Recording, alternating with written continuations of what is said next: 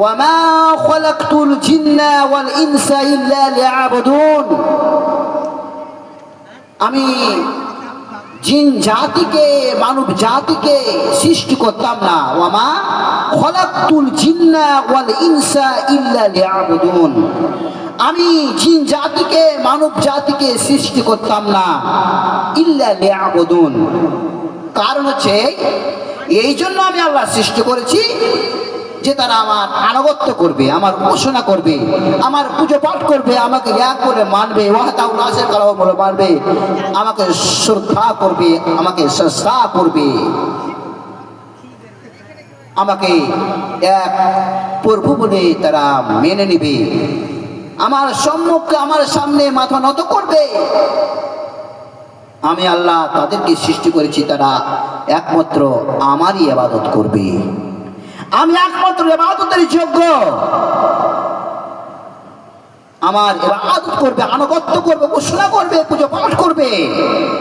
এই জন্য আমি জিন জাতিকে মানব জাতিকে আমি সৃষ্টি করেছি। ইসলাম দরদিগণ আমার, আল্লাহ পাক রব্বুল আলামিন এই মানব জাতিকে সৃষ্টি করলেন, জিন জাতিকে সৃষ্টি করলেন একমাত্র ইবাদতের জন্য। মহান স্রষ্টার আমাদেরকে ইবাদত করতে হবে, মহান স্রষ্টার আমাদেরকে পুজো পাঠ করতে হবে। বলুন সুবহানাল্লাহ। পুজো পাঠ করতে হবে, ইবাদত করতে হবে। মহান স্রষ্টার হচ্ছে উদ্দেশ্য এটাই, মহান রব্বুল আলামিনের উদ্দেশ্য যেটাই যে আমার বান্দারা আমার ইবাদত করবে।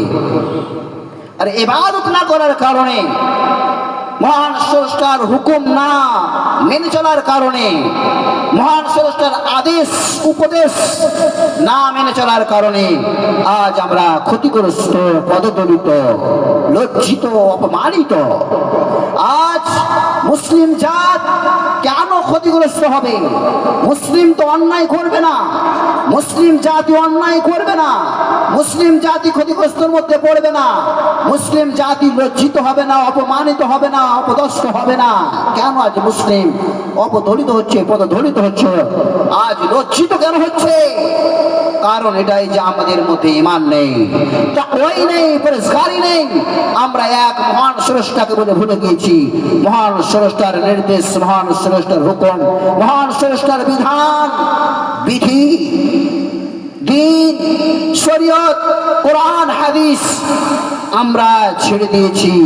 তার জন্য আজ আমরা পদদলিত, পথভ্রষ্ট, ক্ষতিগ্রস্ত।